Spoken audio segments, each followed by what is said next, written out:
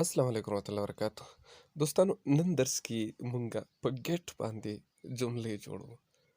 که مونږ چاته وایو چې غوسه مه کوه یا مه غوسه کېږه نو ورته وایو به ډونټ ګیټ اینګري، ډونټ ګیټ اینګري، غوسه مه کوه یا مه غوسه کېږه. او که وایو چې هغه غوسه کېږي نو وایو به he gets angry، he gets angry، هغه غوسه کېږي. او که وایو چې هغه غوسه شو یعنې مونږه پکې د تېرې زمانې خبره کوو نو بیا به مونږ د ګیټ سیکنډ فارم راوړو، وایو به چې he got angry، he got angry، هغه غوسه شو.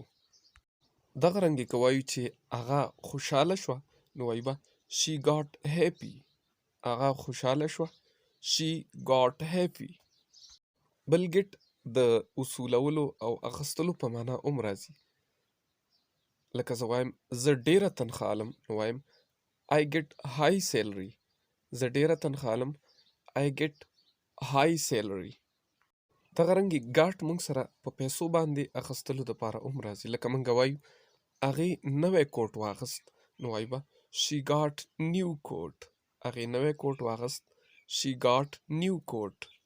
دغه رنګې مونږ ګیټ په دعایه جمله کې هم استعمالوی شو. لکه چاته وایو زر ښه شي وروره نو ویلی شو get well soon bro، get well soon bro، زر ښه شي وروره. او که مونږ چاته دا وایو چې تیار شه نو هم مونږ ګیټ استعمالوی شو get ready، تیار شه، get ready، تیار شه. بل ګاټ مونږ سره د پوهېدلو په معنا هم راځي. لکه زه چاته وایم چې زه ستا په خبره پوه شوم نو زه به وایم I got your point، زه ستا په خبره پوه شوم I got your point.